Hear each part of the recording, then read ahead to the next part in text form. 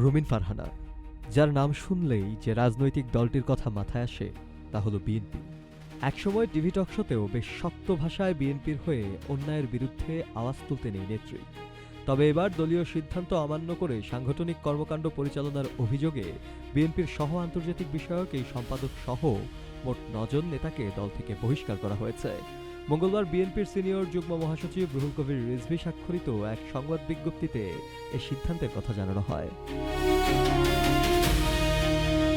বিজ্ঞপ্তিতে উল্লেখ করা হয়, দলীয় শৃঙ্খলা ভঙ্গ ও কেন্দ্রীয় সিদ্ধান্ত অমান্য করে সাংগঠনিক কর্মকাণ্ড পরিচালনার কারণে সংশ্লিষ্ট নেতাদের বিরুদ্ধে এই কঠোর ব্যবস্থা নেওয়া হয়েছে।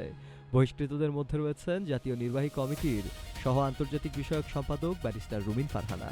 এছাড়া জাতীয় নির্বাহী কমিটির সদস্য মাহফুজ গিয়াসউদ্দিন, মোহাম্মদ শাহ আলম, হাসান মাহমুদ ও আরও অনেকেই। দলের সিদ্ধান্ত অনুযায়ী তাদের সবাইকে বিএনপির প্রাথমিক সদস্য পদ সহ দলীয় সব পর্যায়ের পদ থেকে অব্যাহতি দেওয়া হয়েছে। অর্থাৎ তারা এখন আর কোনোভাবেই বিএনপির সঙ্গে যুক্ত নয়। এদিকে মনোনয়নপত্র দাখিলের পর সাংবাদিকদের প্রশ্নের জবাবে ব্যারিস্টার রুমিন ফারহানা বলেন, আল্লাহর পরিকল্পনা মানুষের বোঝার বাইরে। তিনি আরও উল্লেখ করেন, আল্লাহর পরিকল্পনায় তার বাবা ১৯৭৩ সালে আওয়ামী লীগের জোয়ারের বিপক্ষে স্বতন্ত্র নির্বাচন করেছিলেন। সেই প্রসঙ্গ টেনে রুমিন ফারহানা জানান, রাব্বুল আলামিনের কি অদ্ভুত পরিকল্পনা।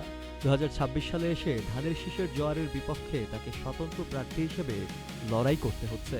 রুমিন ফারহানার ভাষায়, আল্লাহর পরিকল্পনা ও তার বাস্তবায়নের প্রক্রিয়া মানুষের বোধগম্যের বাইরে।